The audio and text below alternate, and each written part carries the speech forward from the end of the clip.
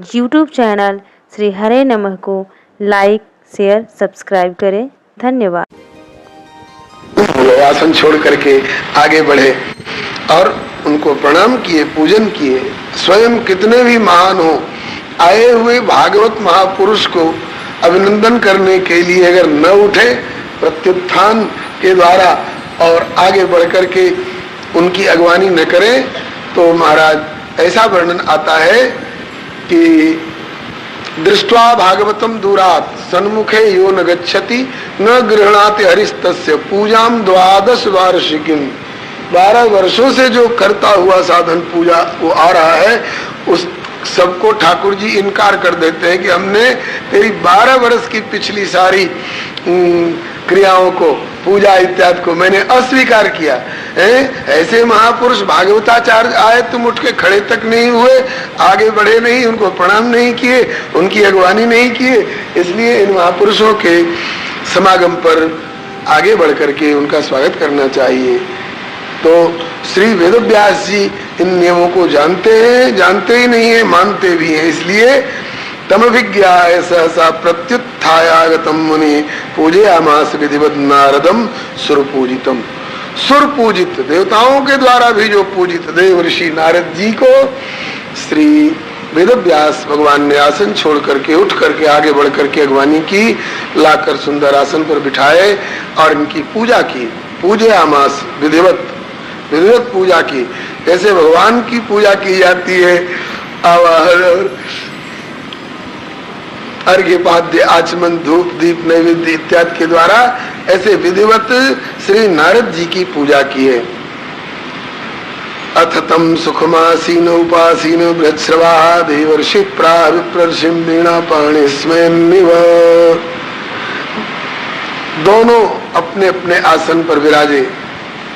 नारद जी को पहले आसन पर पधरा लिया श्री व्यास जी ने, फिर नारद जी ने इशारा किया कि अब आप भी अपने आसन पर आसीन हो जाएं।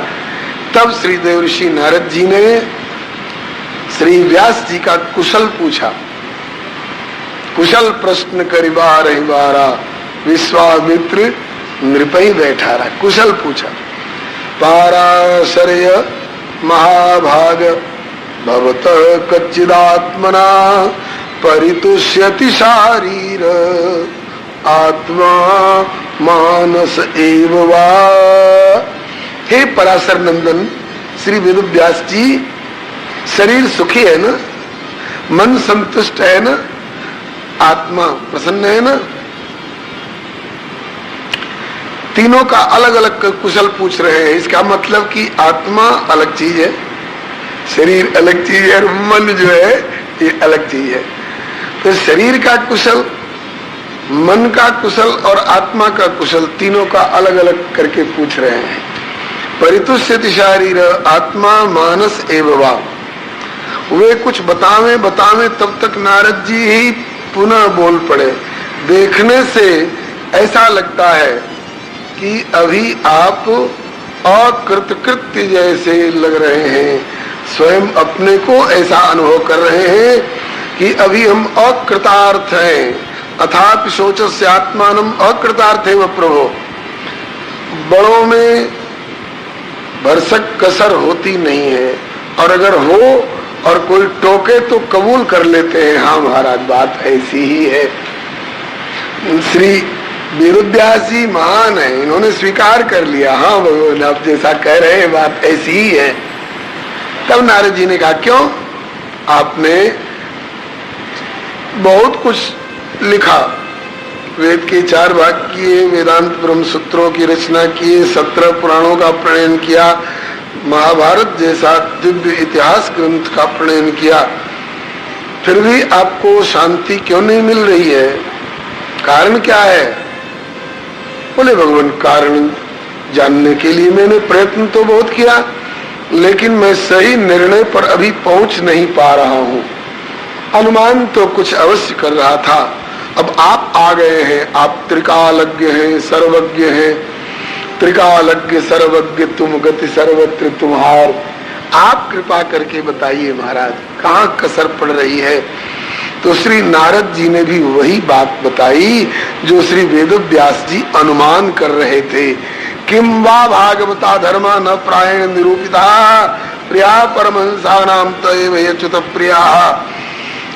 अच्युत जो भगवान है और उनके प्यारे जो संत जन है, परमहंस जन है, उनके द्वारा भी जो समादरणीय है, उस भागवत धर्म का मैं अभी निरूपण नहीं कर पाया हूँ क्या?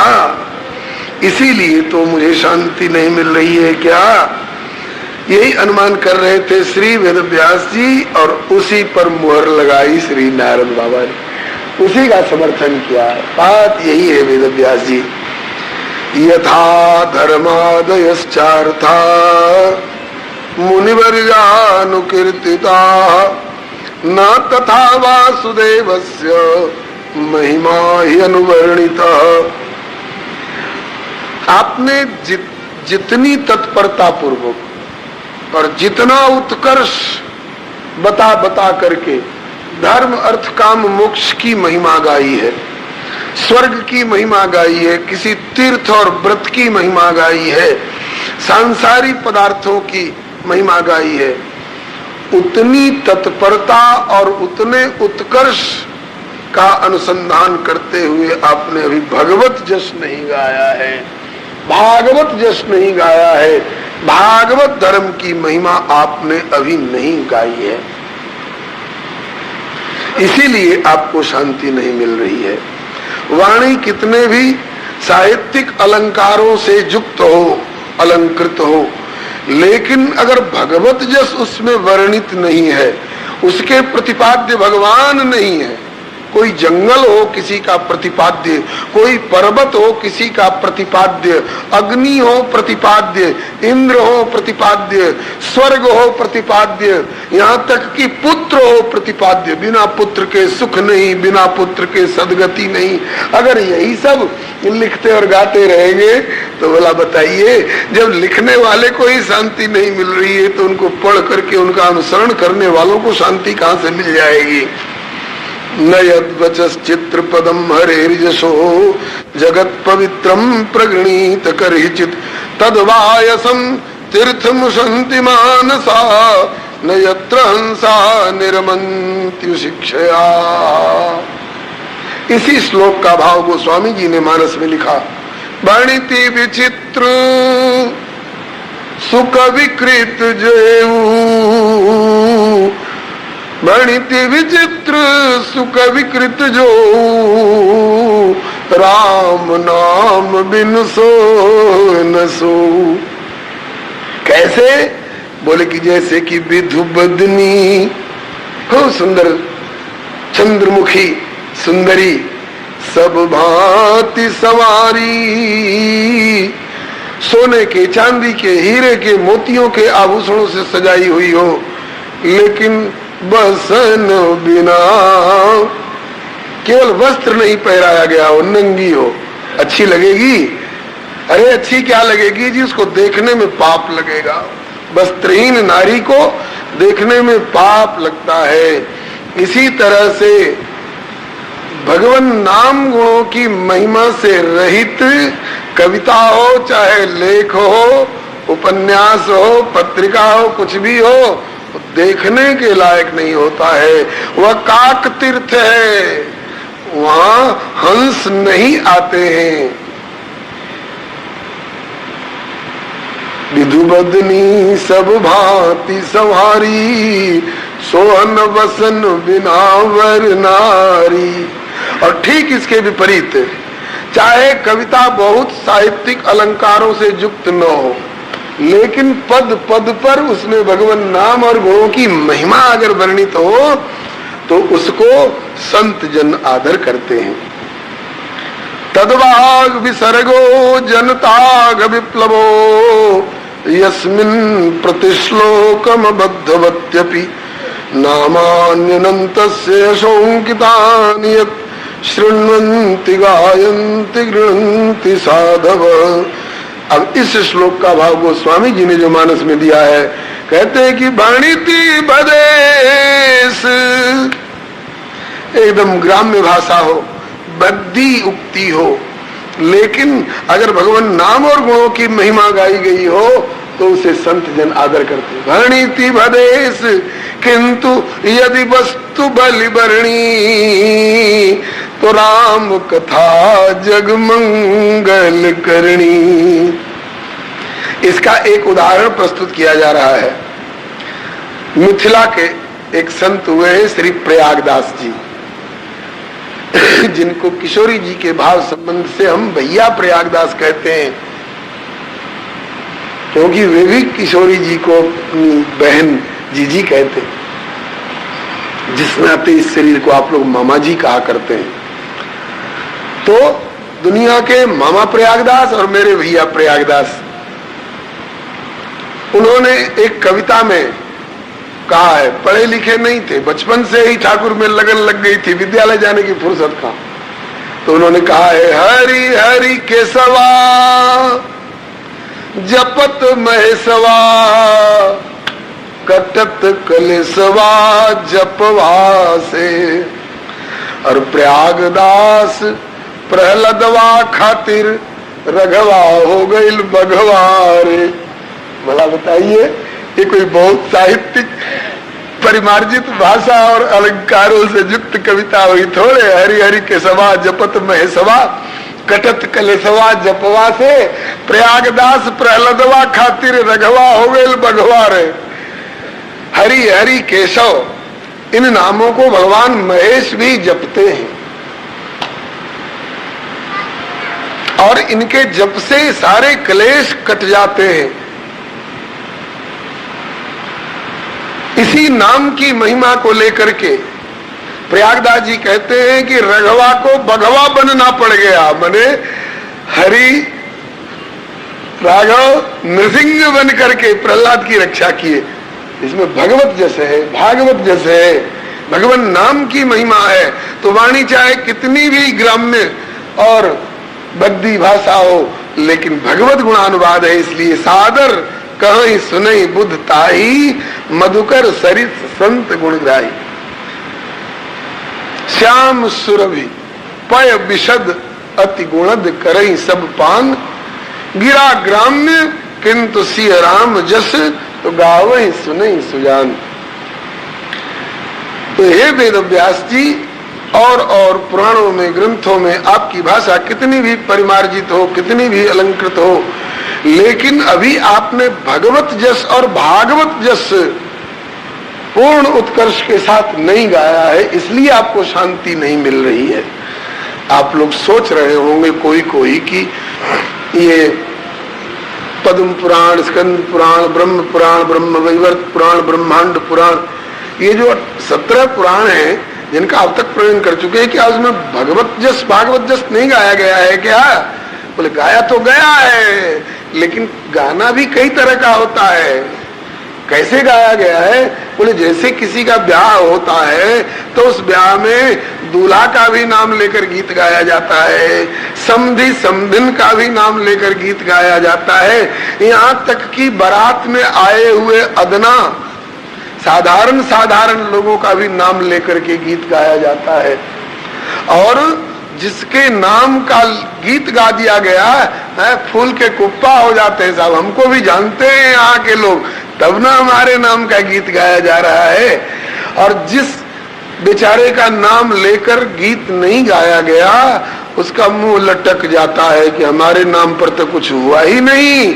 तो लोग बताते हैं कि अरे साहब ये दुल्हा के फूफा जी हैं, इनके नाम का क्यों नहीं गाया गया, एक बार इनके नाम का भी गा दीजिए। तो गाया जाता है तो खुश हो जाते हैं, चलो बताने पर ही सही हमारा भी नाम तो आ गया ना यहाँ। इस प्रकार से गीत तो बारात में बाराती के नाम का भी गाया जाता है, लेकिन प्रधानता किसकी होती है? प्रधानता दूल्हा की होती है। तो श्री नारद जी का कहने का भाव यह है कि अब तक के पुराणों में आपने भगवान का जस गाया तो है, लेकिन भगवान को आपने बाराती बना दिया है, दूल्हा बना के भी कहाँ गाया? मतलब कि भगवान की प्रधानता रख करके भी आपने नहीं गाया। कहीं आपने पुत्र की महिमा गानी शुरू की, पुत्र ही को सब कुछ बना दिया। बिना पुत्र के सुख नहीं, बिना पुत्र के सदगति नहीं। मैं पूछता हूं कि भीष्म पितामह ने तो ब्याह ही नहीं किया और एक भी पुत्र नहीं पैदा किया, तो उनको सुख मिला कि नहीं, उनको सदगति मिली कि नहीं? भीष्म पितामह को वह सुख मिला, वह सदगति मिली जो हजार हजार पुत्र वाले नहीं प्राप्त कर सकते हैं। उन्हें सुख सागर मिले। और दुर्योधन दुशासन सरीखे 100-100 पुत्र थे धृतराष्ट्र को, क्या सुख दे सके वे दुर्योधन दुशासन धृतराष्ट्र को?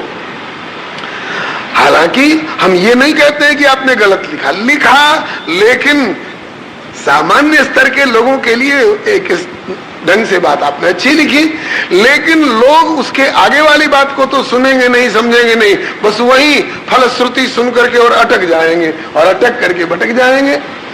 पुत्र ही से जब सुख होता है, पुत्र ही से सदगति होती है, तो पुत्र तो हमको प्राप्त हो ही गया, अब हमको क्या जरूरत है भगवान को मनाने की? वो अगर वहीं अटक गए और पुत्र कहीं धुंधकारी निकल गया तो ऐसे धुंधकारी सरी के पुत्र से तो सबरी और मीरा सरी की बेटी अच्छी है।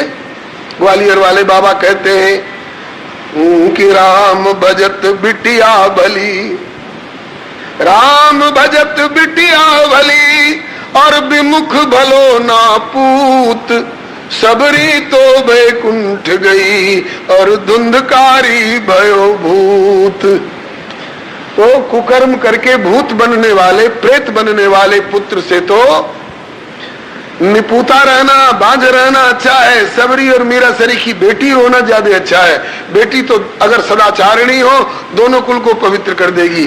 पुत्री पवित्र किए कुल दो, सुजस धवल जग कह सबको।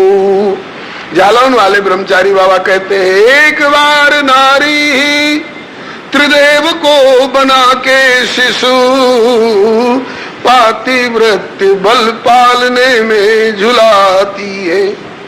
एक बार नारी जमराज पाछे लागी, मृतक निज पति को भी जीवित कर लाती है।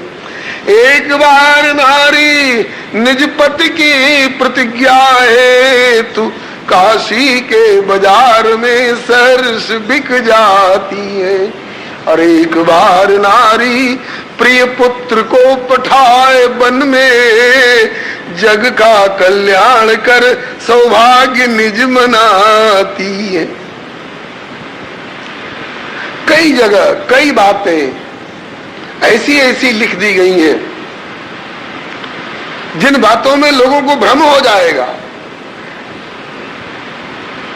लिखा आपने उधर से उनको निवृत्त कराने के लिए, और वो उसमें प्रवृत्ति करके उसी में अटक जाएंगे। उदाहरण के लिए, याज्ञ की हिंसा हिंसा न भवति, यज्ञ के नाम पर जो हिंसा होती है अश्वमेध गोमेध इत्यादि यज्ञों में, वो हिंसा नहीं है। अगर इसी पर कोई अटक जाए तो अश्वमेध वाली विधि को तो अपनाएगा नहीं, गोमेध वाली विधि को अपनाएगा नहीं, वो नरमेध करने लग गया।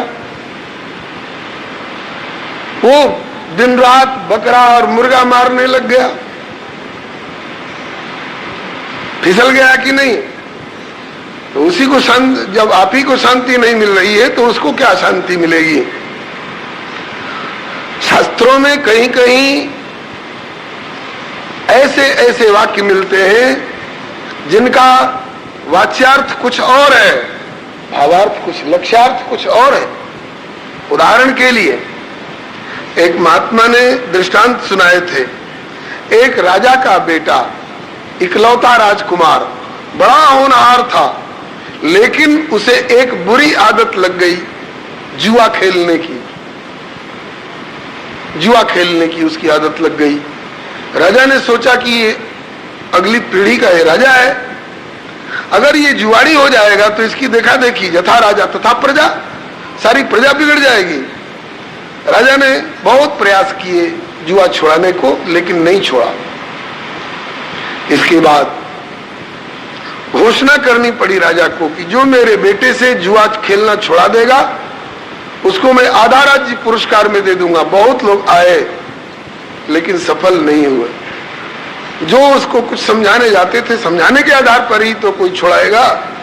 जो उसको समझाने जाते उसके सामने पांव फैला के अट्टहास करता आए हो हमारा जुआ छोड़ा करके और हमारा आधा राज्य लेने के लिए। ऐसी मूर्खता क्यों करूंगा जो जुआ छोड़ दूं और मेरा सारे राज्य में से आधा के ही हकदार तुम बन जाओ। जाओ जाओ, जुआ नहीं छोड़ना है। लौट जाते।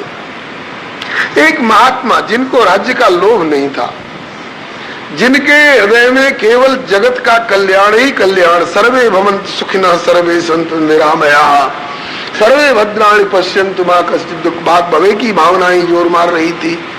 सच्चे अर्थ में त्यागी संत थे। संतों के पास बहुत तरह की युक्ति होती है, भगवान प्रेरणा कर देते हैं उनके हृदय में। संत जी आए, राजा से बोले कि राजन मुझे राज्य नहीं चाहिए, लेकिन थोड़ी देर के लिए हमको कुछ विशेष अधिकार जरूर दो, जिससे मैं उस राजकुमार से जुआ छुड़ाने में सफल हो सकूं। बोले बोलो क्या चाहते हो महाराज, क्या क्या विशेष अधिकार चाहते हो?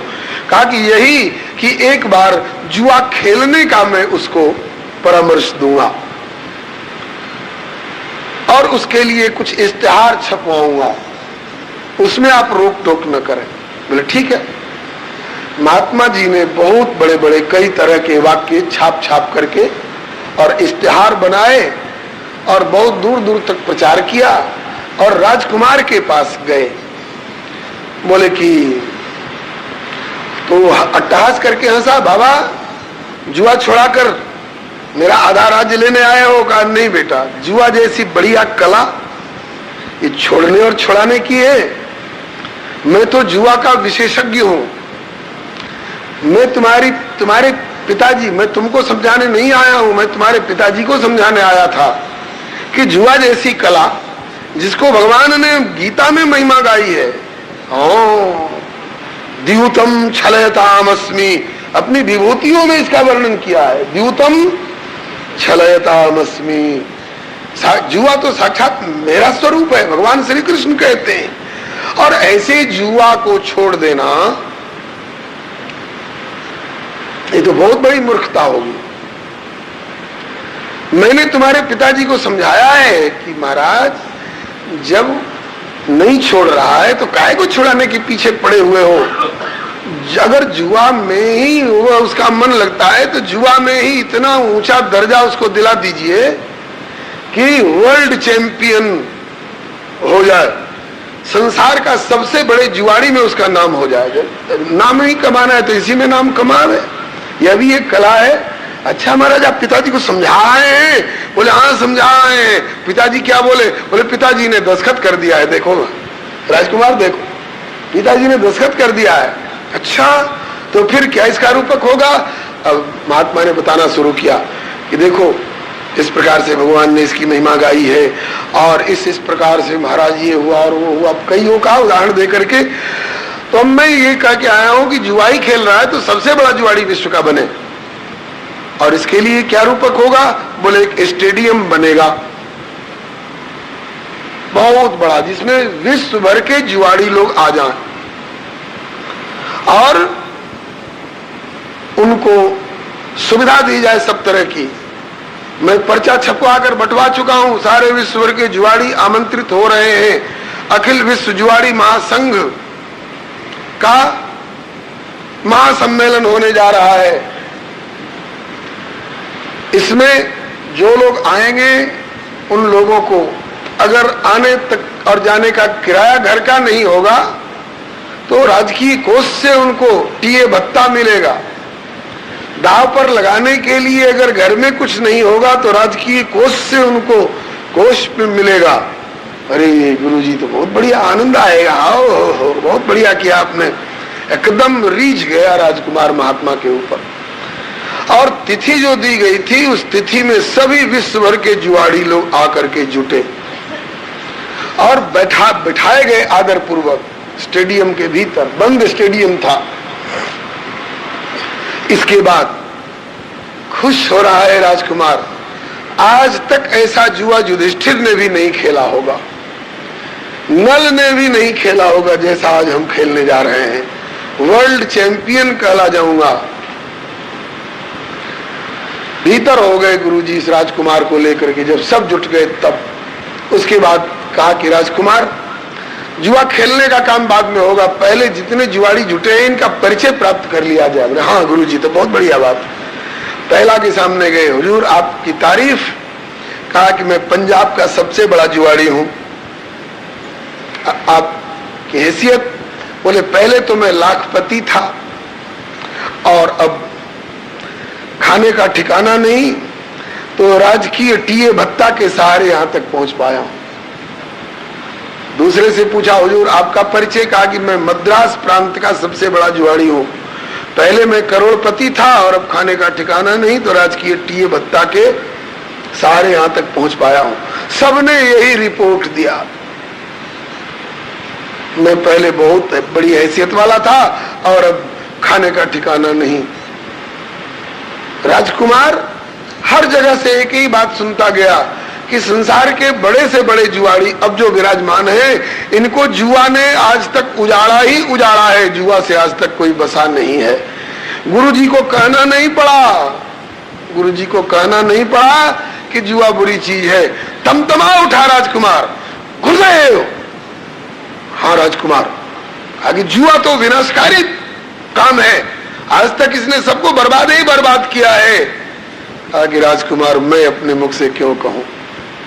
तुम्हारा अगर अनुभव ऐसा हो रहा है तो तुम्हारा सौभाग्य उदय हो रहा है। जुआ ने तो 12 वर्ष का वनवास और 1 वर्ष का गुप्तवास करा करके युधिष्ठिर समेत सब पांडवों को, कुंती को, द्रौपदी को कौन कौन घाट का पानी पिला दिया, कौन कौन दुर्दशा कर दी। नल दमयंती को जाने कहां कहां भटकाया। फिर अब क्या सोच रहे हो राजकुमार? कहा कि स्टेडियम का फाटक बंद कर दिया जाए गुरुदेव, एक भी जुआरी बाहर नहीं जाने पावे, भले इन लोगों को जिंदगी भर में सत्तू और खिचड़ी खिलानी पड़े, लेकिन एक भी जुआरी बाहर नहीं जाने पावे। बंद करिए इन सब लोगों को, क्योंकि ये लोग तो बिगड़े हैं ही, ये बाहर जाएंगे तो औरों का भी संस्कार बिगाड़ेंगे, इसलिए अब किसी को बाहर नहीं जाने दीजिए, सबको इसमें बंद रखिए। बंधुओं, जब राजकुमार के साथ निकले गुरुदेव, राजा के चरणों में आकर के रोने लगा राजकुमार गिर करके, पिताजी अब तक की मेरी गलती को माफ करिए और अब आज से ढिंढोरा पिटवा दीजिए, राज्य भर में जो कोई जुआ खेलेगा उसे फांसी पर चढ़ा दिया जाएगा। ये दृष्टांत है, दार्ष्टान्त। अभी इन गुरुजनों की पधरावनी हो जाए, उसके बाद बोलिए श्री संत सदगुरुदेव भगवान की जय, श्री भक्तवत्सल भगवान की जय। बैठे बैठे अभिनंदन करें। श्रीनाथ नारायण वासुदेव, श्रीनाथ नारायण वासुदेव, श्रीनाथ नारायण वासुदेव, श्रीनाथ नारायण वासुदेव। श्री कृष्ण हरे मुरारे, हे नाथ नारायण वासुदेव, श्री कृष्ण गोविंद मुरारे, हे नाथ नारायण वासुदेव। बोलिए श्री वासुदेव भगवान की जय, श्री संत सदगुरु भगवान की जय, श्री वेदव्यास भगवान की जय, श्री नारद बाबा की जय। तदीयं वस्तु गोविंद तुभ्यमेव समर्पये। आप ही गुरुजनों का पढ़ाया पाठ दोहरा रहे हैं सरकार, बोलिए।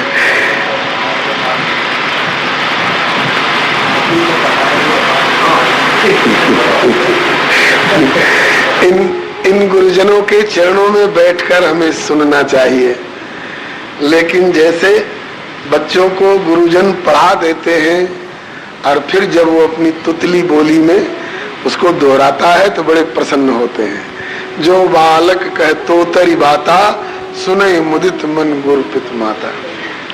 श्री हरे नमः। निवेदन किया जा रहा था, वेद के 4 भाग करके, वेदांत ब्रह्म सूत्रों का प्रणयन करके, 17 पुराणों का प्रणयन करके, महाभारत जैसा दिव्य इतिहास ग्रंथ लेखन के पश्चात भी श्री वेदव्यास जी अभी अथापि शोचस्य आत्मानम अकृतार्थैव प्रभो, अकृतार्थ जैसा सोच में पड़े हैं।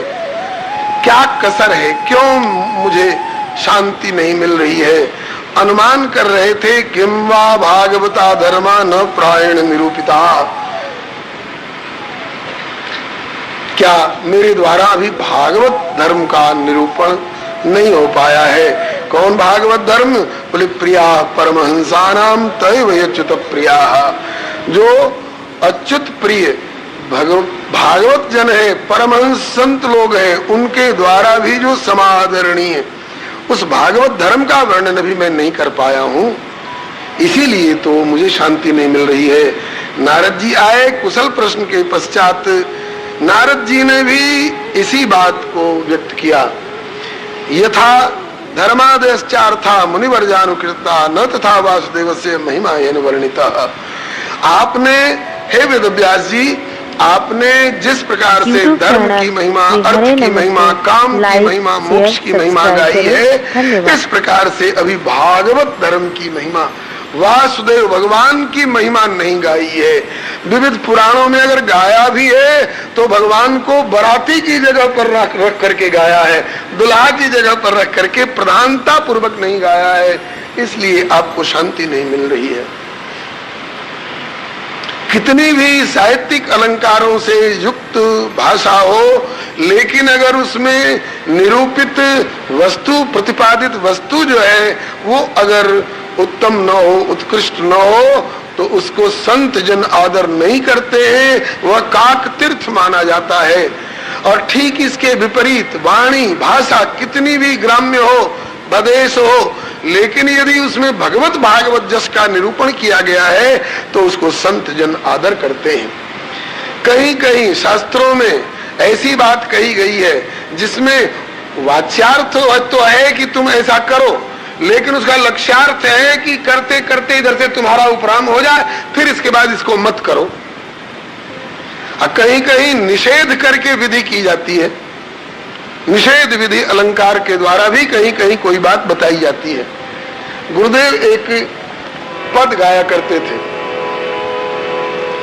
ब्रजवासी अभी भी गाते हैं, मत जइयोरी अकेली कोई पन घट पे, मत जइयोरी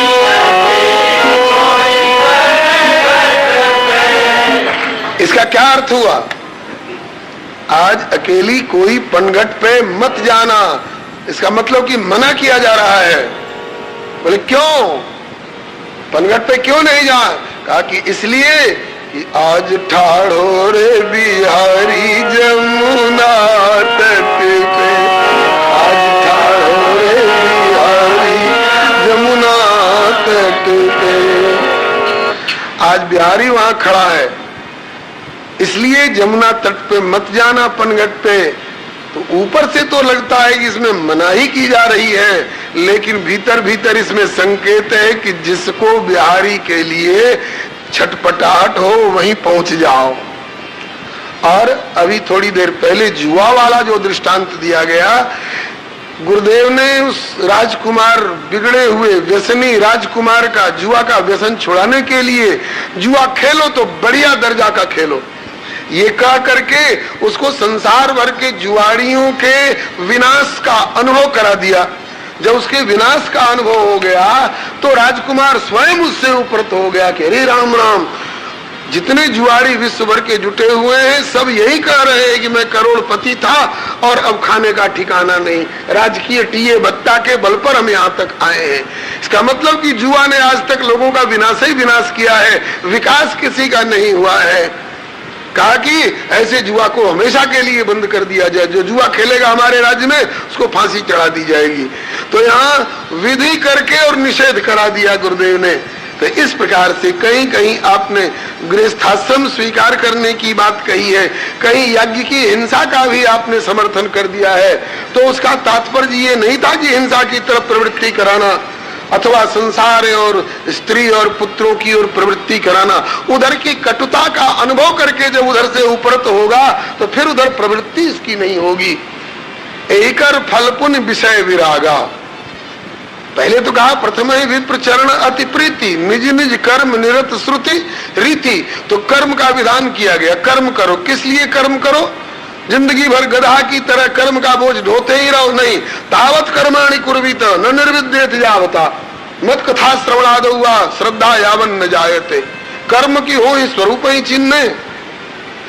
तो अब इनके वाच्यार्थ पर आकर के उनके फलश्रुति पर लोग लुब्ध मुग्ध होकर के ओहो पुत्र से ही सुख और पुत्र से ही सदगति होती है, तब पुत्र ही प्राप्ति के पीछे जीवन भर पड़े रहो। फिर परमार्थ का साधन कब होगा? पुत्र धुंधकारी और दुर्योधन सरीखा हो गया तो न सुख दे सकेगा न सदगति दिला सकेगा। और जिसको पुत्र नहीं हुआ उस भीष्म पितामह को और उस मीराबाई को वह सुख मिला, वह सदगति मिली कि हजार हजार पुत्र वालों को नहीं प्राप्त हुआ। इस प्रकार से श्री नारद जी ने कहा कि महाराज अब इन लोक धर्मों का जो आपने वर्णन किया और यथा धर्मादेश चार्था मुनिवर्जानुकृता अब बहुत गा चुके, अब भगवत जस गाइए, भागवत जस गाइए, तब आपको पूर्ण शांति मिलेगी। और इसमें एक सिद्धांत की बात और बताते हैं, बोले त्यक्त्वा स्वधर्मम चरणाम्बुजम हरेर भजन पक्वोथ पते ततो यदि यत्र क्वला भद्रम भूतमुष्य किम को अर्थ आपतो अभजताम स्वधर्मत। दो तरह के उदाहरण प्रस्तुत करते हैं। एक तरफ तो कहते हैं कि त्यक्त्वा स्वधर्मम, लौकिक धर्मों का, जिसके लिए गीता में भगवान कहते हैं सर्वधर्मान परित्यज्य मामेकम शरणम व्रज। तो समस्त लोक धर्मों का कोई परित्याग करके त्यक्त्वा स्वधर्मम, लगा कहां? बोले चरणाम्बुजम हरे भजन, भगवान श्री हरि के चरणाम्बुजों का भजन करने में लग गया। अगर भजन करते करते परिपक्व हो गया, भगवत प्राप्त हो गया, तब तो फिर कहना ही क्या।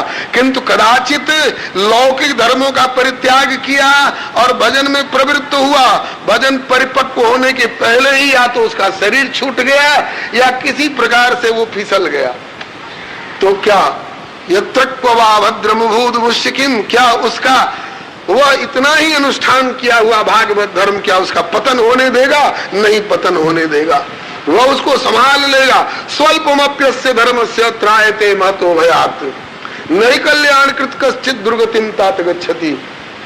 वह इतना ही अनुष्ठित उसका भागवत धर्म उसको सहारा देकर संभालेगा।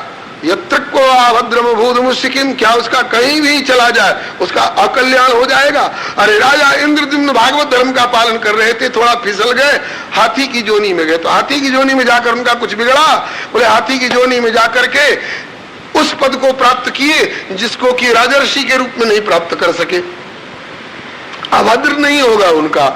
भक्ति बीज बिन से नहीं जो जुग जाए अनंत, ऊंच नीच घर जन में किंतु होए संत को संत। दूसरा उदाहरण श्री भरत जी का आपके सम्मुख है, आगे आप पंचम स्कंद में सुनेंगे। राजर्षि भरत जब रघुगण से पाला पड़ा, रघुगण को बताया अहम पुरा भरतो नाम राजा विमुक्त दृष्ट श्रुत संगबंध आराधनम भगवती मानो मृगो भव मृग संगाधतार्थ। मैं लौकिक धर्मों का परित्याग करके भागवत धर्म का अनुष्ठान कर रहा था और बीच में मेरा पतन हो गया। एक मृग शावक के प्रति दया करते करते दया की वृत्ति आसक्ति में परिणत हो गई और उसी के कारण मृगो भव मृग संगाधतार्थ, हमें मृग बनना पड़ा। लेकिन वह जो राजर्षि भरत के शरीर में सर्वधर्म परित्याग के पश्चात जो थोड़ा सा भगवत भजन वाला अनुष्ठान कर चुके थे, उसने कितना बड़ा सहारा दिया कि सामाम स्मृतिर मृगदेह वीर कृष्णार्चन प्रभवा नो जहाती। भगवान के भजन के प्रभाव से कृष्णार्चन प्रभाव नो जाती, वह मेरी स्मृति आज भी बनी हुई है। तीसरा जन्म यद्यपि मैं ले चुका हूं, राजर्षि भरत का शरीर छोड़ करके मृग शरीर धारण किया, मृगत्व का भी परित्याग करके, मृग शरीर को भी परित्याग करके, और अब मैं जड़ भरत कहला रहा हूं। आज तक न मैया से बोला, न भैया से बोला, न पिता से बोला, और न हिंसा करने वाले बलिदानियों से बोले, और आज रहुगण से बात कर रहे हैं। तो कहते हैं कि सामाम स्मृतिर मृगदेह वीर कृष्णार्चन प्रभवान हो जाती। तो ये इसके लिए एक उदाहरण है। आज भी मैं सभी तो हूं, तुमसे बात कर रहा हूं, कहीं तेरे प्रति दया करते करते फिर मेरी आसक्ति ना हो जाए तेरे प्रति, कहीं फिर मेरा पतन नहीं हो जाए, इसलिए अब मैं ज्यादा देर तुमसे बात नहीं करूंगा। संक्षेप में बता दिया, तस्मान नरो असंग सुसंग जात ज्ञान स्नेह विविक्र मोह हरिम तदिया कथन श्रुताभ्याम लब्ध स्मृतिर यात्यति पारमध्वन। तो ये इसके लिए एक ज्वलंत उदाहरण है कि त्यक्त्वा स्वधर्मं चरणाम्बुजं हरे भजन अपक्वोत्थपते ततो यदि यत्र क्ववा भद्रमभूद मुश्किम। क्या कहीं भी चला जाए क्या उसका अभद्र होगा? नहीं, अब वहीं से उस कल्याण की ओर बढ़ेगा और परमात्मा को प्राप्त कर लेगा। और एक तरफ तो ये हुआ, ये उदाहरण की अपने लौकिक धर्मों का परित्याग करके भजन में प्रवृत्त जो हो चुका है, अनन्य भाव से भगवान का भजन करने लग गया है, भागवत धर्म का अनुष्ठान करने लगा है, तो वो फिसल भी कहीं जाए तो उसका अभद्र नहीं होगा, उसके लिए तो ये उदाहरण मिला। और दूसरी तरफ में कहते हैं कि को अर्थ आप तो अभजताम स्वधर्मतः। लौकिक शरीर संबंध के नाते माना जाने वाला कोई धर्म अगर किसी का हो, रावण सरीखे का और दुर्योधन सरीखे का। दुर्योधन कहता कि यही हमारा धर्म है। क्या धर्म है? श्री सूरदास जी के एक पद में जगत गुरु भगवान श्री कृष्ण समझा रहे हैं, राजा मानव वचन हमारो, राजा मानव वचन हमारो। क्या वचन माने? बोले तुमने जो शर्त लगाई थी उन शर्तों को पूरी करके आ चुके हैं तुम्हारे चचेरे भाई 5 पांडव। तो तुमने कहा था कि तुम ये शर्त पूरी करके आओ तो हम तुमको तुम्हारा हिस्सा दे देंगे, तो दे दो।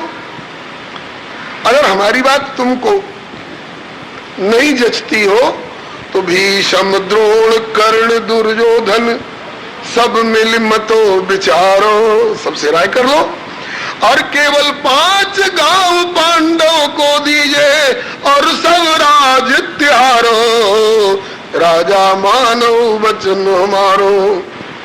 दुर्योधन बोला कि भूमि न देहु सुई के नो को। मांगे से भिक्षा मिलती है, अपना अधिकार नहीं मिलता। भिखमंगी से अधिकार नहीं मिलता, भिखमंगी से भीख मिल सकती। सुई सूच्य अग्रम न दातव्यम बिना युद्धेन केशव। बोले ऐसा क्यों? कहा कि भूमि न देहु सुई के नो को रण संग्राम विचारो। ऐसा हट क्यों ठान रहे हो दुर्योधन? बोले कि क्षत्रिय कुल को यही धर्म है, धर्म की दुहाई दे रहा है। को अर्थ आप तो अभजताम स्वधर्मता, स्वधर्मता तो बरत रहा है लेकिन अभजताम में गिनती हो गई अब आगे की। क्षत्रिय कुल को यही धर्म है कि कोई जीतो कोई हारो, राजा मानो वचन मारो। वास्तव में क्षत्रिय कुल का धर्म है नहीं। इस अब आगे को ये समझ नहीं है कि हम ही क्षत्रिय नहीं पैदा हुए हैं जो क्षत्रिय धर्म को जानते हैं। भरत भी क्षत्रिय कुल में पैदा हुए थे। जो कहते हैं कि संपत्ति सब रघुपति के आई, भरत भी तो क्षत्रिय राजकुमार है। वे तो नहीं कहते कि भैया का हक हड़प लो और फिर लड़ाई ठान दो, जो होगा सो होगा, कोई जीतो कोई हारो। लेकिन ये अधर्म में धर्म मान करके अपने स्वार्थ में सना हुआ धर्म की दुहाई देता। मैं तो अपने धर्म का पालन कर रहा हूं, मैं तो अपने धर्म पर डटा हुआ हूं। क्षत्रिय कुल को यही धर्म है, कोई जीतो कोई हारो।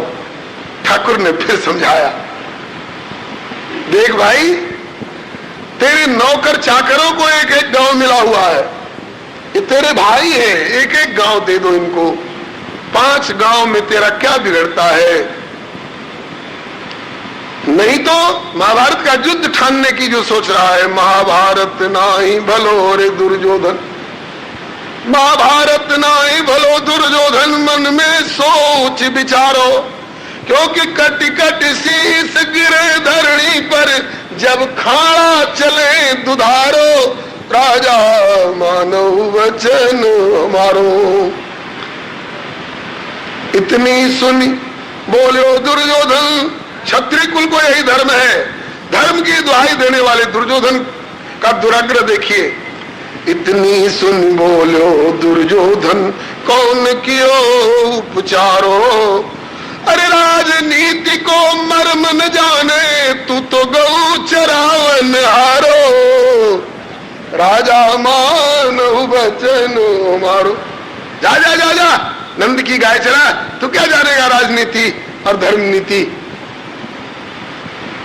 दुर्योधन बोल रहा है, कहता है कि हम स्वधर्मता बरत रहे हैं, हम धर्म का पालन कर रहे हैं, लेकिन धर्म का पालन करने का दावा करता हुआ भी, धर्म की दुहाई देता हुआ भी, अभजताम, भगवान के भजन की ओर, इसकी भगवान की ओर, उनकी भगवत्ता की ओर, उनकी सत्ता महत्ता की ओर इसका कोई ध्यान नहीं है।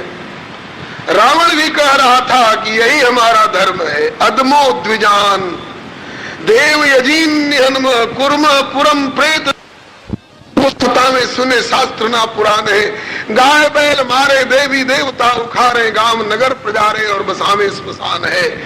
मांस खाए रानी माई डंका बजे, धर्म ये अहंका बंका धर्म महान है। कहता है कि तुम्हारे भारत के ऋषियों के लिए धर्म ये लिखा होगा, हवन करो।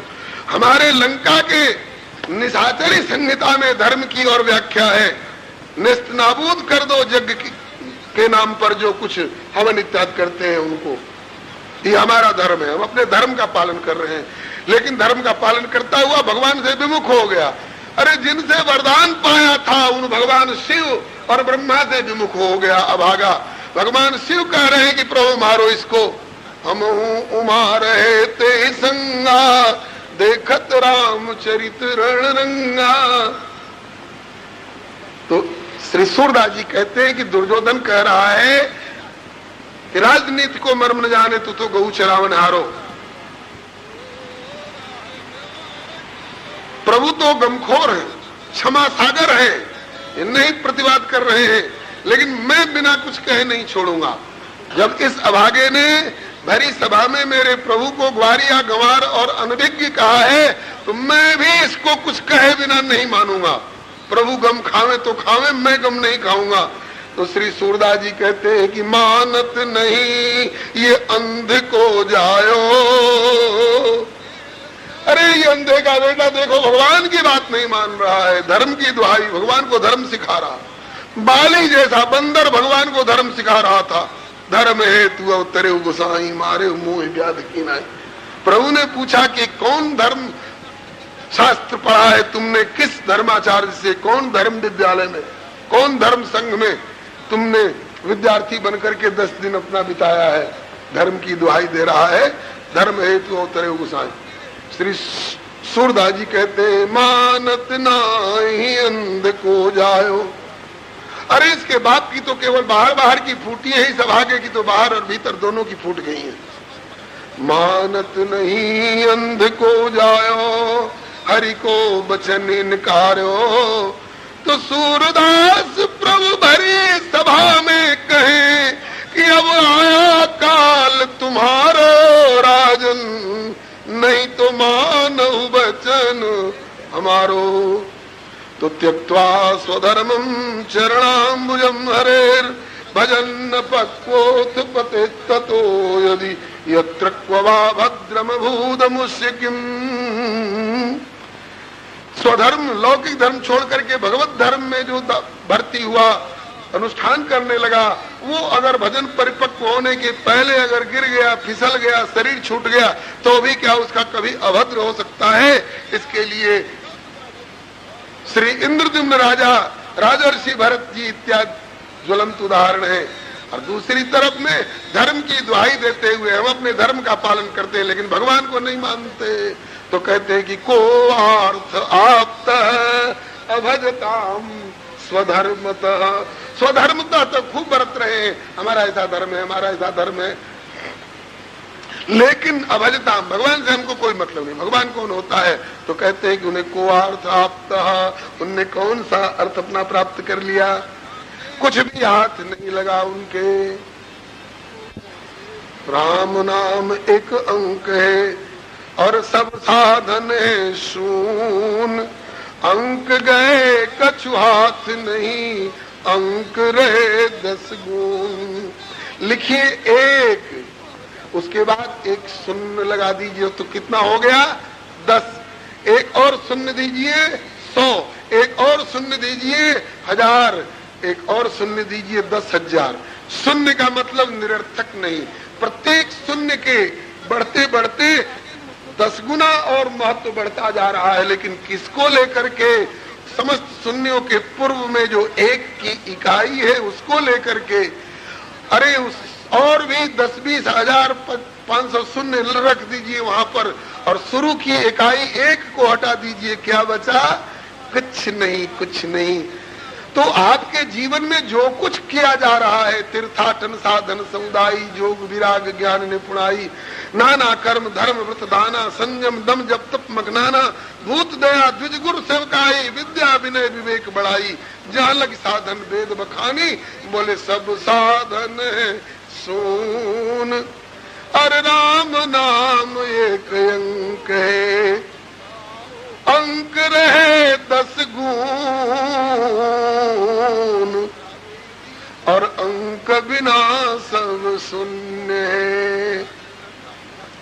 तो श्री नारद जी का कहने का तात्पर्य है कि वेदव्यास जी, आपने जो कुछ अब तक गाया है वो ठीक है अपनी जगह पर, अधिकार वेद से बचपन में पढ़ाया जाता है।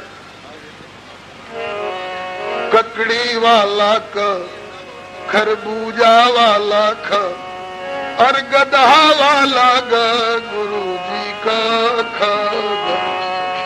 ककड़ी वाला का, खरबूजा वाला ख, और गधा वाला ग, गुरु जी का ख। और यही आगे जाकर के ककड़ी वाला क, खरबूजा वाला ख नहीं, कम जलम खम आकाशम पढ़ाया जाएगा। बचपन में पढ़ाया गया अ से अनार, उ से उल्लू, म से मछली। प्रहलाद जी कहते हैं कि गुरुजी ये पढ़ाई हमें नहीं पढ़नी है। तो क्या पढ़ेगा तू? कहा कि आप जो अ से अनार, उ से उल्लू और म से मछली पढ़ा रहे हैं, तो हम अ उ म पढ़ करके भी अनार उल्लू और मछली तक सीमित रह जाएंगे। और आपके पढ़ाने से भी पहले हमें देवर्षि नारद जी जैसे गुरुदेव पढ़ा चुके हैं। जब मैं मैया के पेट में था, उन्होंने क्या पढ़ाया? अ का अर्थ। उन्होंने क्या पढ़ाया? उ का अर्थ। उन्होंने क्या पढ़ाया? म का अर्थ। बोले सुनिए, उन्होंने पढ़ाया है अकारार्थो विष्णु जगदुदय रक्षा प्रलय कृन, मकारार्थो जीव तदुपकरणम वैष्णवमिदम, उकारो निर्णारं नियमयति संबंधमनयो, त्रयी सारस्त्र्यात्मा प्रणव इममर्थम समदिशत। आप पढ़ा रहे हो बचपन में अक्षर बोध कराने के लिए अ से अनार, और नारद बाबा ने पढ़ाया है अ से अनार नहीं, अ से अनंत अविनाशी विष्णु भगवान अक्षराणाम अकारोस्मि। आप पढ़ा रहे हैं उ से उल्लू, और हमें श्री देवर्षि नारद ने पढ़ाया है, उसे उल्लू मत पढ़ना, उसे उमापति महादेव पढ़ना बेटा। म से मछली मत पढ़ना, म से चेटी से लेकर के और ब्रह्मा पर्यंत जितने जीव हैं सब म है। वर्णत वर्ण प्रीति भी लगाती, ब्रह्म जीव इव सहज संगाती। तो कहा कि गुरुदेव हमें तो ये भागवत धर्म वाली पढ़ाइए तब मैं पढ़ूंगा। इस प्रकार से देव ऋषि श्री नारद जी कह रहे हैं कि हे श्री वेद व्यास जी, अब तक आपने लौकिक धर्मों का, धर्म का, अर्थ का, काम का, मोक्ष का खूब निरूपण किया, खूब उत्कर्ष गाया। अब आप वासुदेव भगवान की महिमा गा करके देखिए, उनका उत्कर्ष गा करके देखिए, फिर आपको कितनी शांति मिलती है। इसी सिलसिले में देव ऋषि श्री नारद जी ने अपना पूर्व जन्म का इतिहास बताया। बोले कि मैं पूर्व जन्म में एक दासी का पुत्र था महाराज। मेरी माँ एक ब्राह्मण के घर में नौकरी करती थी, झाड़ू बहारू चौका बर्तन गोबर कंडा का काम करती थी। सौभाग्य की बात थी कि वे ब्राह्मण संत सेवी थे, भक्त थे, धर्मात्मा थे। उनके यहाँ बहुत से संत महानुभावों का समागम होता रहता था, उनकी सेवा हुआ करती थी। तो मेरी माँ तो घर के काम धंधे में लग जाया करती थी, लेकिन मैं चूंकि बालक था, मेरे जिम्मे कोई काम नहीं था, तो मैं चुपचाप जाकर उन संतों के निकट बैठ करके उनके द्वारा होते हुए क्रियाकलापों को देखा करता था। कोई महात्मा भगवान की सेवा पूजा आरती धूप कर रहे हैं, कोई महात्मा पाठ कर रहे हैं, कोई ध्यान कर रहे हैं, कोई कीर्तन कर रहे हैं, तो उन संतों को देख देख कर मुझे बड़ा आनंद आता था। जब कीर्तन गाने लग जाते थे तो मेरे मन में आता क्या, हमें कीर्तन तो नहीं गाने आता, लेकिन अगर ये महात्मा हमें सिखा दे तो हम भी ऐसे ही कीर्तन गाया करेंगे। तो हम तो संतों को देख देख के खुश हुआ करते थे और संत लोग हमको देख देख के खुश हुआ करते थे, प्रसन्न होते थे। ओ देखो, इतनी कम उम्र में इस बालक की कितनी लगन है, कितना शांत प्रकृति का बालक है। और बच्चे देखो हल्ला करने में और गाली गलौज करने में, उठा पटक में लगे हुए हैं। और ये बच्चा इतना शांत प्रकृति का है कि कहीं इधर उधर नहीं जाता है, चुप यहाँ बैठ करके हम संतों के क्रियाकलाप को देखता है, प्रणाम करता है। और संतों को दया आ जाती, बेटा इधर आ, ले चरणोदक ले पी जाओ। विष्णु पादोदकम पित्वा शिरसाधारयाम, चरणोदक देते, ले बेटा भगवान का प्रसाद ले, प्रसाद देते, ग्रहण कर लेते। अच्छा ये बता कि तू यहाँ बैठ करके सब जो सुनता है कुछ समझ में आता है? बाबा समझ में आवे चाहे नहीं आवे, आप लोग कीर्तन गाते हो तो अच्छा बहुत लगता है। बोले तुमको कीर्तन गाने आता है? बोले ना बाबा कीर्तन गाने नहीं आता है, लेकिन गाने आ जाए ऐसा तो मन में आता है। अच्छा ठीक है, हम तुम्हें कीर्तन सिखा रहे हैं, गाओ। छोटा सा बच्चा और छोटा सा कीर्तन सिखाया। छोटी छोटी गैया मोरी, छोटे छोटे ग्वाल बाल, छोटी गैया मोरी, छोटे छोटे ग्वाल बाल।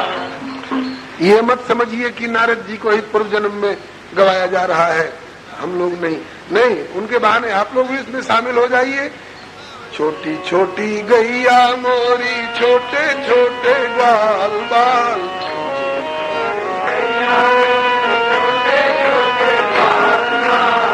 छोटो सो हमरो मदन गोपाल लाल, छोटो सो हमरो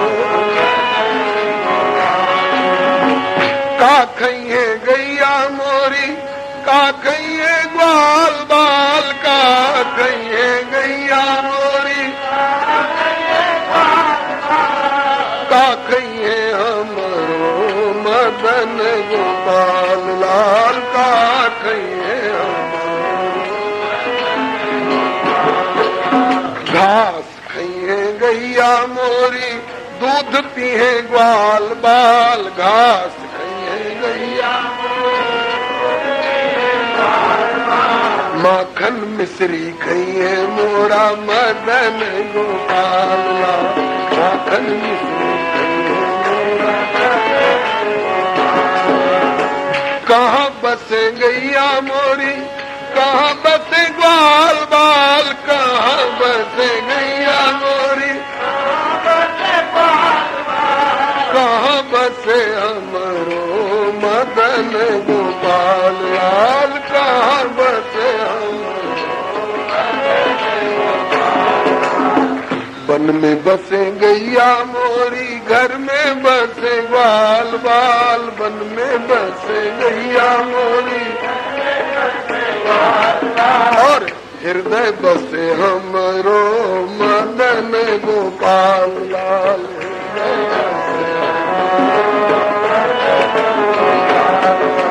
छोटी छोटी गैया मोरी, छोटे छोटे ग्वाल बाल, छोटी छोटी गैया, छोटो सो हमरो मदन गोपाल लाल, छोटो सो हमरो मदन। छोटा सा बच्चा छोटा सा कीर्तन सिखा दिया, सीख लिया, गाने लगे तो बच्चे का स्वर बड़ा प्यारा लगता है, महात्मा बहुत प्रसन्न होते। और जितने दिन तक चातुर्मास्य व्रत संपन्न होने तक वे संत वहां रहे, उतने दिन तक मुझे खूब सत्संग मिला, खूब प्रसाद मिला। और ये तीन वस्तुएं जो है बड़ी जल्दी साधन पथ पर हमें चलाकर और साध्य तक पहुंचने में सहयोग करती हैं। भक्त पद रोज और भक्त पद जौन, भक्त भुक्त अवशिष्ट, ये तीन महाबोल श्री चैतन्य महाप्रभु जी ने कहा है। संतों के चरणों की धूली, संतों का चरणोदक और संतों का उच्छिष्ट प्रसाद। उच्छिष्ट प्रसाद दो तरह का होता है, एक तो जो मुख मार्ग से रसना के द्वारा आस्वादन करते हुए भीतर ले जाया जाता है, उनके पत्तल में छूटा हुआ उच्छिष्ट प्रसाद, और दूसरा उनके श्री मुख से निकलकर हमारे श्रवण मार्ग से अंतःकरण में जाकर के हमारे जन्म जन्मांतर के विकारों को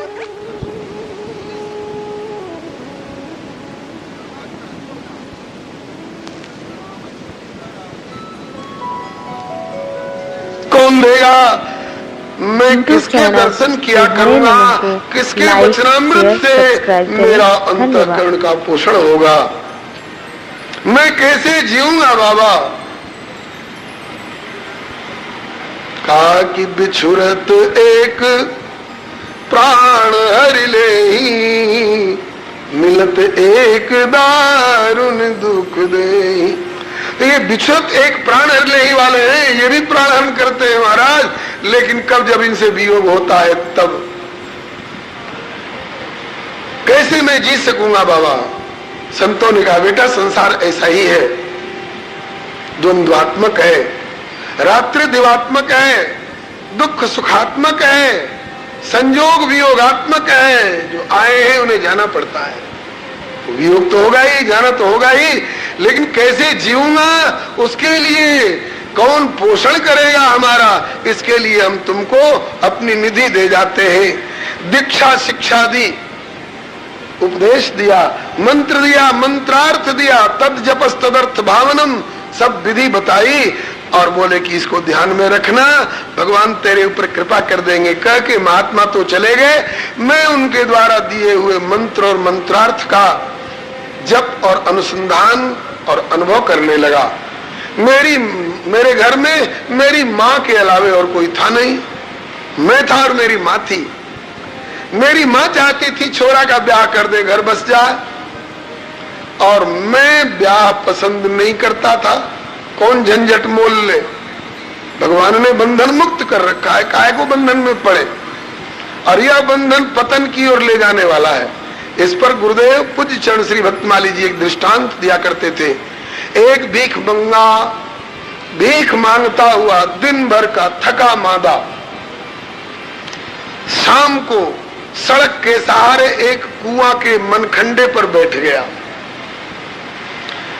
उसी समय उधर से एक बारात जा रही थी और दूल्हा का ठाट बाट सजावट और आदर, पंखा और चंवर और छत्र, जय जयकार और फूलों की वर्षा, ये सब देख करके बैंड बाजे और हाथी घोड़ा ठाट बाट उस भिखारी के मन में आयो, मैं भी अगर धनी मानी होता तो मेरा भी इसी शान शौकत के साथ ठाट बाट के साथ ब्याह होता। अब इतना जल्दी कहां से धनी मानी हो जाए, रईस हो जाए। बारात चली गई, ये बेचारा अपने ब्याह की और बाल बच्चों की कल्पना में डूबा हुआ, थका तो था ही, आलस आ गया, नींद आने लग गई और दूसरी जगह नहीं कोई खोज पाया, न मिल पाई, वही कुआं के मनखंडे पे ही पौड़ गया।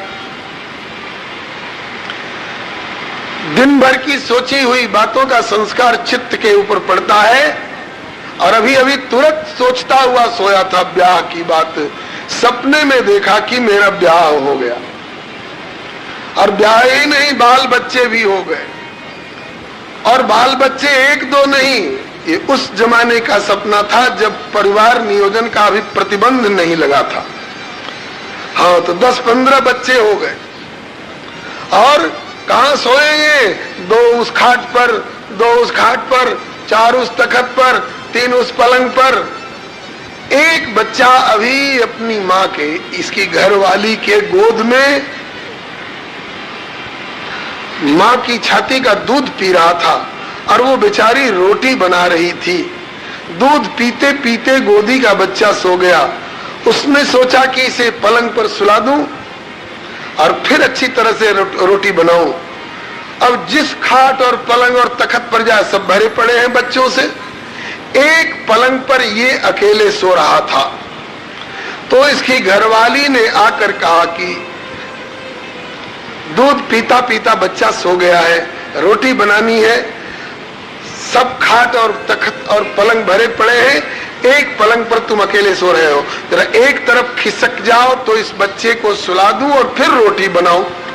वो बेचारा एक तरफ खिसका। किसके कहने से खिसका जी? घरवाली के कहने से। किस लिए? बच्चे को जगह देने के लिए। कौन सी घरवाली? कौन सा बच्चा? सांच माच की घरवाली नहीं, सांच माच का बच्चा नहीं, सपने की घरवाली के कहने से सपने के कल्पित बच्चे को जगह देने के लिए ये एक और खिसका तो सपने में, लेकिन कभी कभी सपने की बात जागृत में भी प्रकट हो जाती है। बच्चे बचपन में देखते हैं कि जोर की लघुशंका लगी है और मोरी पर गया हूं पेशाब करने के लिए, मोरी पर पेशाब कर रहा हूं, सपने में देखता है और 10 मिनट के बाद पता चलता है कि अरे बिस्तर गीला हो गया। तो कभी कभी सपने की बात जागृत में प्रकट हो जाती है, उसका सपने का खिसकना जागृत में सचमुच का खिसकना हो गया, वो सचमुच में शरीर से भी खिसक गया। और किधर खिसका? सड़क की ओर नहीं खिसका, कुआं की ओर खिसका, दिमाग से गिरा। पड़ोस के लोग आवाज सुनकर दौड़े, क्या हुआ क्या हुआ? आके देखा तो भिखमंगा कुआं में पड़ा है। जत्न करके निकाल कर पूछने लग गए, भैया कहीं चोट लगी हो तो बताओ, इलाज कर दिया जाए, मरहम पट्टी। कहाँ चोट लगी है? शरीर की कोई चोट नहीं बताता, एक ही चोट को बार बार दोहराता। अरे बाप रे बाप, सपने की घरवाली के कहने से सपने के बच्चे को जगह देने के लिए मैं खिसका और मैं कुआं में गिर गया। भला बताओ, जब सपने का ब्याह कुआं में ढकेल सकता है तो जागृत का सांच माच का ब्याह कौन खाई में कि कौन भवसागर में गिराएगा? इसलिए भैया हमको ऐसा ब्याह नहीं कराना। भगवान बचावे ऐसे ब्याह से। ये दृष्टांत है। नारद जी अपने पूर्व जन्म का इतिहास बतला रहे हैं। मेरी मैया अपने इस इकलौते बेटे को ब्याह शादी के झंझट में फंसाना चाहती थी। मैं प्रार्थना करता था, हे प्रभु बचाओ ऐसे कुआं में गिरने वाले ब्याह से। मेरी प्रार्थना जोरदार हुई, प्रभु ने मेरी सुनवाई कर ली। मेरी मैया को एक सर्प ने काट लिया संध्या समय, मैया मर गई। और लोग मां के मरने पर दुखी होते होंगे, और मैं मां का संस्कार करके खुशी मनाता हुआ, अच्छा हुआ भगवान ने मेरा बंधन काट दिया। बैकाल वश जब पितु माता मैं बन गया भजन जन त्राता। मैं जंगल में जाके भजन करने लगा। क्या भजन कर रहे हैं? वही जो संतों ने मंत्र दिया है, मंत्रार्थ दिया है, विधि दी है, भावना दी है, उसके अनुसार भगवान का भजन करने लगा। और दिन तो मुझे प्रयत्न करना पड़ता था, भावना करनी पड़ती थी भगवान को मन में लाने के लिए। लेकिन एक दिन मेरे बिना प्रयत्न के अपने आप भगवान मेरे हृदय में साक्षात मूर्तिमान सगुण साकार स्वरूप से प्रकट हो गए। इतना सुख मिलाया निर्वृतिस्तनुवृताम तब पाद पद्म ध्यानात् भवज्जन कथा श्रवणेन वा स्यात् सा ब्रह्मणि स्वमहिमन्यपि नाथमाभूत् किं त्वन्त काशी लुलितात् पतताम विमानात्। संसार के सारे सुख फीके हो गए महाराज उस भगवत ध्यानगत सुख के आगे। लेकिन थोड़ी देर के लिए ध्यान में दर्शन देकर प्रभु अंतर्धान हो गए। जब प्रभु गायब हो गए तो मैं व्याकुल हो गया, छटपटाने लगा। कैसे? जैसे पानी से निकाल देने पर मछली छटपटाती है, ऐसे मुझ वियोगी विरही की दशा हो गई। पुकारने लगा, चित्त चोर ने चित्त चुराया मेरा, हरे कृष्ण गया फिर भाज कहाँ। ब्रजमंडल के युवराज बिना सुख का सब साज समाज कहाँ। अब और सुहाता नहीं कुछ भी, जब लाग गई तो अब लाज कहाँ। दुखिया पर आए दया करके बतला दे कोई ब्रजराज कहाँ। हे प्रभु मुझे छोड़कर कहाँ चले गए, क्यों चले गए? जल से निकाली मछली की तरह विरह व्याकुल होकर छटपटाने लगा। आकाशवाणी हुई, ऐ बालक अभी तुमने संतों की कृपा के सहारे भजन करके जितनी क्षमता प्राप्त की है उसके अनुसार तेरी पात्रता को ध्यान में रखते हुए एक बार ध्यान में मैंने दर्शन दे दिया। तुम्हारी निष्ठा डगमग न हो, तुम्हारी निष्ठा को दृढ़ करने के लिए। और अब जो तू छटपटा रहा है, कहाँ चले गए? दर्शन के लिए जो व्याकुल हो रहा है, तो सुन, अविपक्व कषायाणाम दुर्दर्शो हम कुयोगिनाम। अभी तुम में उतनी पात्रता नहीं आ पाई है जो प्रत्यक्ष मेरा साक्षात कर सके। अजी अर्जुन नरावतार है जी, नरावतार अर्जुन से कहते हैं न तुमाम शक्य से द्रष्टुम अनेनैव स्वचक्षुषा दिव्यं ददामि ते चक्षु पश्चिमे योगमैश्वरम। इन नेत्रों में अभी तेरे क्षमता नहीं है अर्जुन जो मेरे उस दिव्य ऐश्वर्य में योगेश्वर स्वरूप का तू दर्शन कर सके। दिव्य नेत्र देता हूं, तू देख। आज ठाकुर जी कह रहे हैं आकाशवाणी से, ऐ बालक अभी तेरे नेत्रों में मेरा प्रत्यक्ष साक्षात्कार करने की और झेलने की क्षमता नहीं है। अभी इस शरीर का प्रारब्ध जब तक शेष है तब तक उन्हीं संतों के दिए हुए उसी पद्धति से भजन कर, और ये प्रारब्ध शेष होने पर, समाप्त होने पर अगले कल्प में, अगली सृष्टि में तू ब्रह्मा का मानस पुत्र बनेगा, तेरा नाम नारद होगा। अभी तो एक बार के दर्शन के लिए व्याकुल हो रहा है, और जब नारद बनेगा तो तू मेरा बहुत प्यारा होगा, तू मेरा अपना अभिन्न स्वरूप होगा। जब चाहेगा तू दर्शन करेगा, जब चाहेगा औरों को भी दर्शन करा देगा। तो भगवान के उसी वचन के अनुसार मैंने उस शरीर का प्रारब्ध समाप्त किया, भुगतान करके। भोगेन पुण्यम कुशलेन पापम कलेवरम कालजवेन हित्वा, उस शरीर का परित्याग करके और अब अगली सृष्टि में ब्रह्मा जी के मानस पुत्र के रूप में प्रकट हुआ हूं। मेरा नाम नारद है और नारद जानो नाम प्रतापू, जग प्रिय हरि हरि हर प्रिय आपू। नारद जी ने बताया, वेदव्यास जी देखिए मेरे हाथ में ये जो वीणा है ये दुकान की खरीदी हुई नहीं है, किसी बढ़ई और कारीगर की बनाई हुई नहीं है, बल्कि देव दत्ताम इमाम वीणाम स्वर ब्रह्म विभूषिताम मूर्छित्वा हरिकथाम गायमानश्चराम्यहम। ये देवदत्ता वीणा है, स्वयं भगवान नारायण ने मेरे हाथों में ये वीणा सौंपी है। नारद इस वीणा पर गुणगान करते रहो, भक्तों को गुणगान की प्रेरणा दो।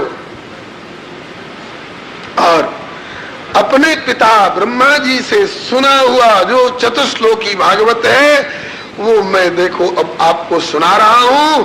ऐसा कह करके नारद जी ने चतुश्लोकी भागवत श्री वेदव्यास जी को प्रदान की, जिसका वर्णन आप लोग दूसरे स्कंध में आगे सुनेंगे, आगे की बैठक।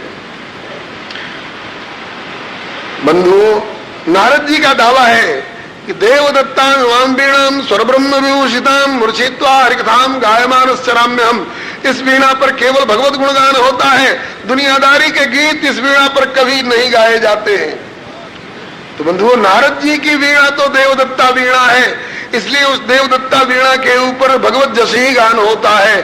हम लोगों की ये वीणा किसने दी है भैया? ये शरीर रूपी वीणा, ये कंठ रूपी वीणा, यह भी देवदत्ता वीणा है। कबहू की करी करुणा नरदे ही देत ईश बिनु हेतु सनेही।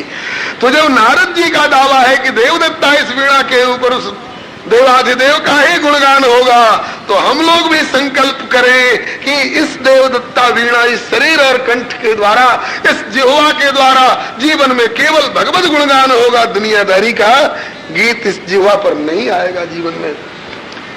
इस प्रकार से कहकर के श्री नारद जी ने वेदव्यास जी को चतुश्लोकी भागवत का उपदेश किया और कहा कि अब तक सतयुग त्रेता द्वापर का समय था, चार ही श्लोक में भगवत को और भागवत धर्म को सारा रहस्य समझ लेते थे लोग, लेकिन अब कलयुग आ रहा है, कलयुग के लोगों की बुद्धि मंद होगी, चार ही श्लोक में भागवत तत्व को नहीं समझ पाएंगे लोग।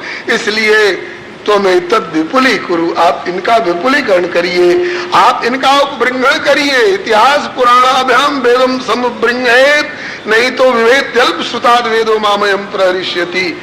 अल्पश्रुत व्यक्ति कहीं अर्थ का अनर्थ न करे, कहीं वेदों के हाथ पांव न तोड़ डाले, कहीं गर्दन न मरोड़ डाले मनमाना अर्थ करके।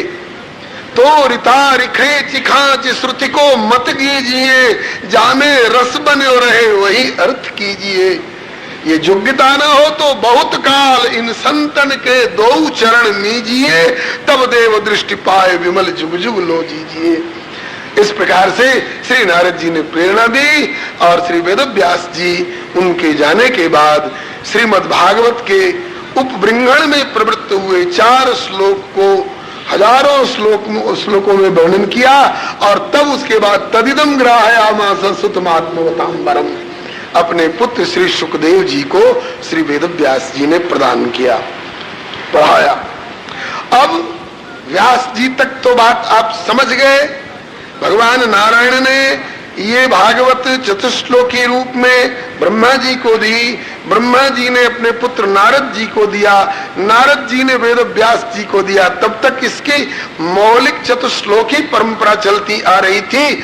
अब श्री वेदव्यास जी के यहाँ आकर के और इसका उपबृंहण हुआ, विस्तृत इसकी व्याख्या हुई और वो श्री वेदव्यास जी ने अपने पुत्र सुखदेव जी को पढ़ाया।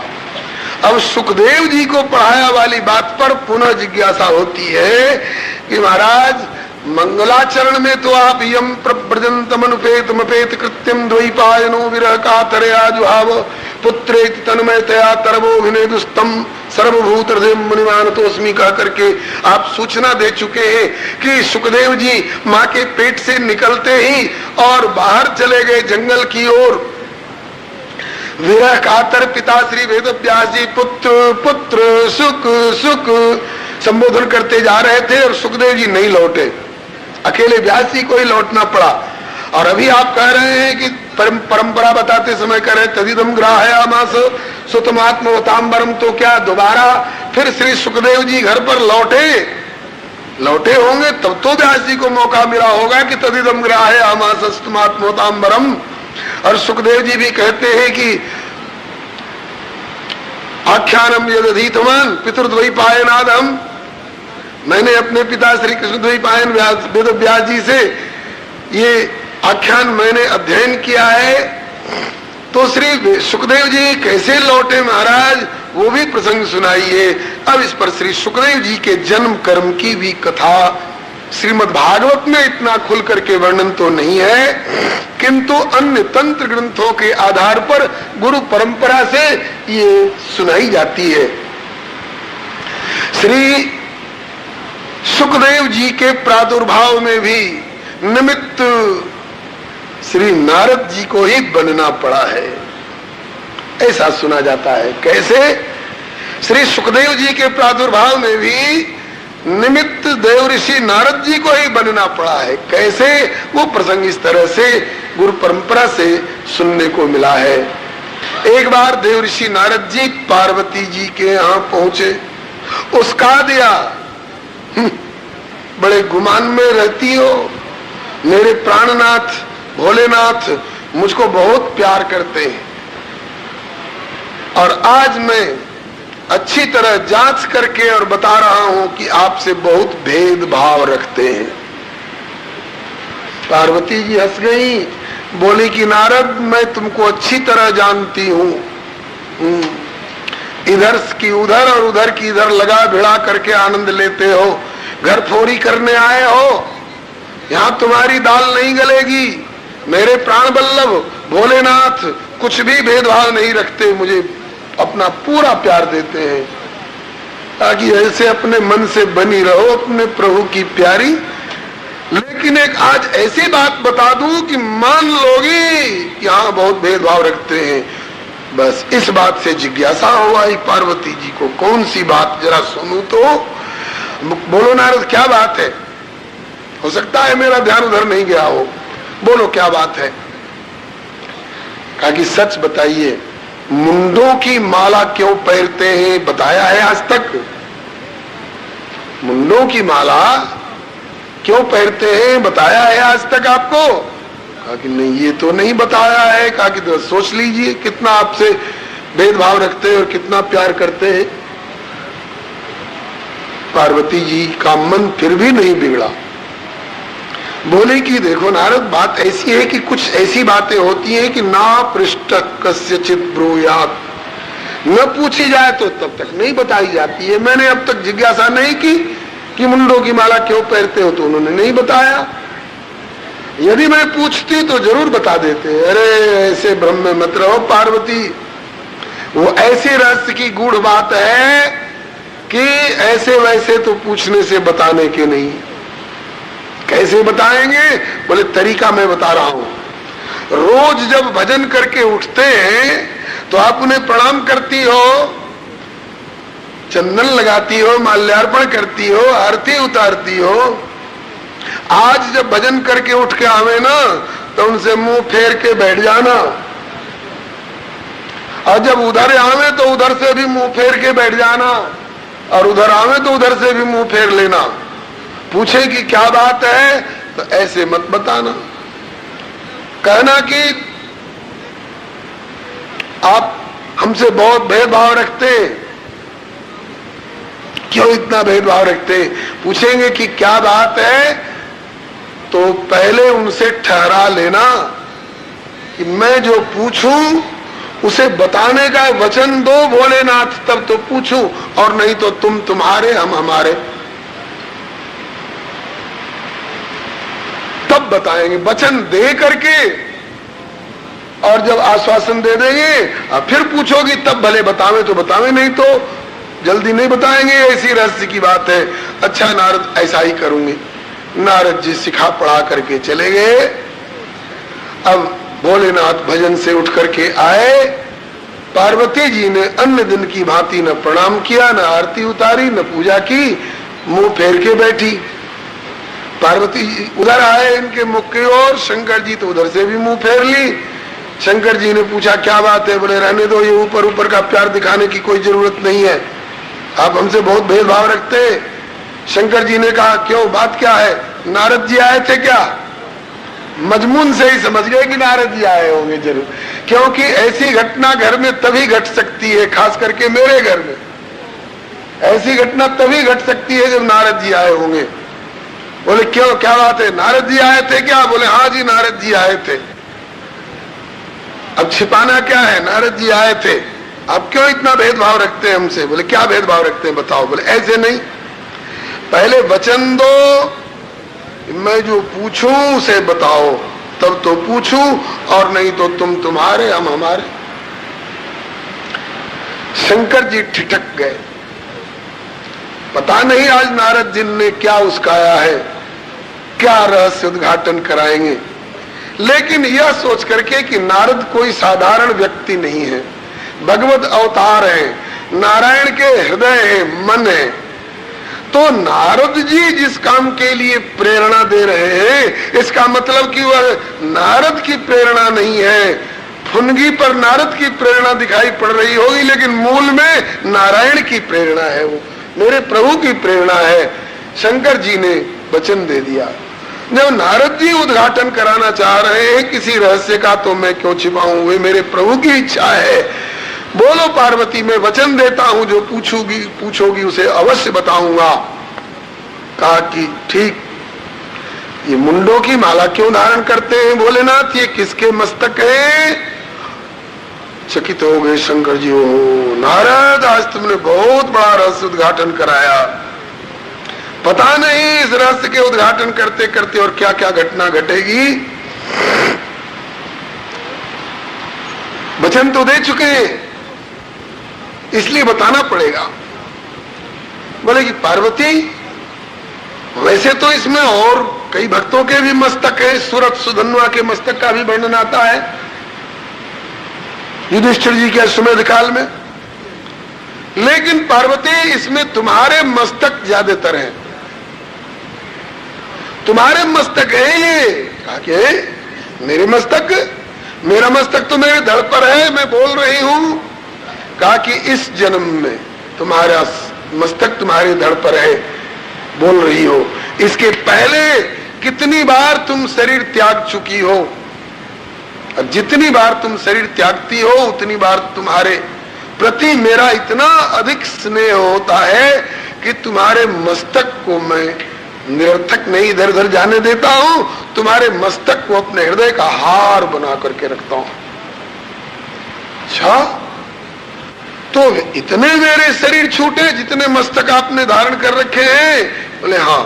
कहा तो ये क्या बात है कि मेरे इतने बार शरीर छूटे और उन मस्तकों को माला बना बना कर पहनने वाले आप वही के वे खड़े हैं, आपका शरीर नहीं छूटता है? मेरा शरीर क्यों छूटता है, आपका शरीर क्यों नहीं छूटता? शंकर जी ने कहा कि इसलिए कि मैं निरंतर अमर कथा रस पान करता रहता हूं, निरंतर मैं अमर कथामृत पान करता रहता हूं। अच्छा, यदि उस कथामृत का ऐसा प्रभाव है तो उसका पान मुझे भी कराइए। शंकर जी बोले उस कथामृत के सब अधिकारी नहीं होते। पार्वती जी ने कहा कि फिर वही आ गई ना भेदभाव वाली बात, इसीलिए तो नारद जी कह रहे थे कि बहुत भेदभाव तुमसे रखते हैं। अरे नहीं नहीं पार्वती, भेदभाव वाली बात नहीं, उस कथामृत के सब अधिकारी तो नहीं होते।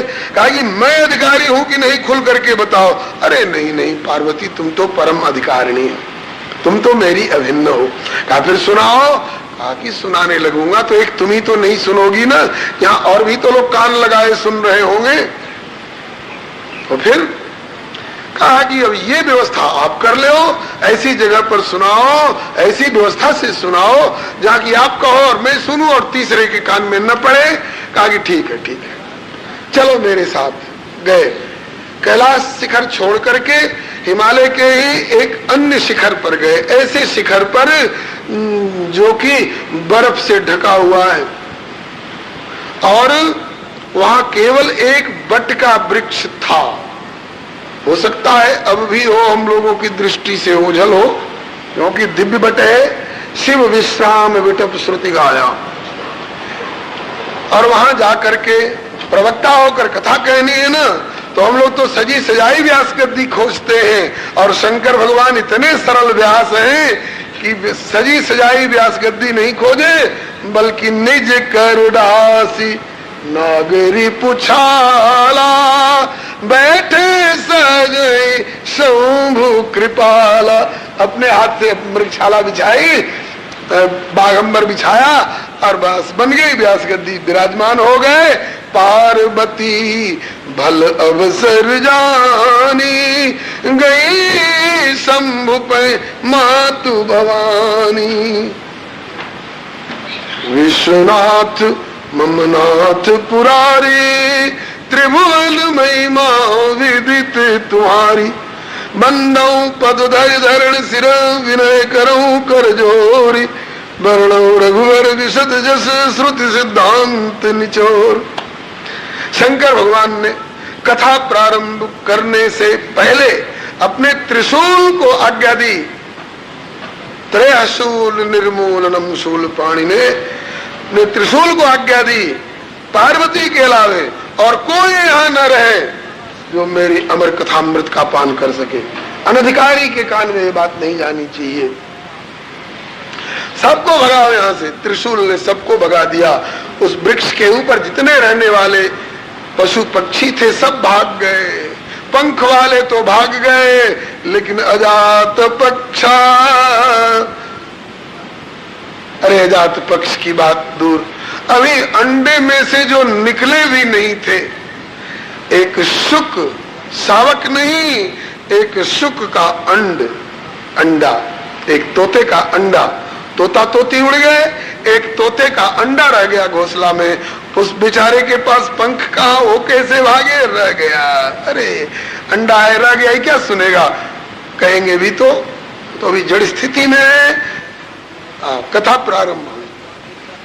कथा प्रारंभ हुई। जब एक श्रोता और एक वक्ता होते हैं तो वक्ता कथा कहते हैं, श्रोता हुंकारी भरते हैं। ये प्रथा है। जैसे एक बार उदाहरण के लिए कन्हैया जी ने प्रस्ताव किया बाल लीला में, अरे मैया कोई कहे कहानी, क्योंकि कथा सुने बिन नींद न आवे, यह निश्चय कर जानी, इसलिए अरे मैया कोई कहे कहानी। सुन सुत बचन विह्वल भई जननी, मन ही मन मुस्कानी, श्री कृष्ण दास प्रभु देत हुंकारी, और कथा कहती नंद रानी, अरे मैया कोई कहे कहानी। अच्छा लाला कन्हैया कहानी सुने लो, मैं भैया बिना कथा कहानी सुने मुझे नींद ना आवेगी, और कथा कहानी सुन के बढ़िया नींद आवे, भैया सो कहानी सुना दे। YouTube चैनल श्री हरे नमः को लाइक शेयर सब्सक्राइब करें। धन्यवाद।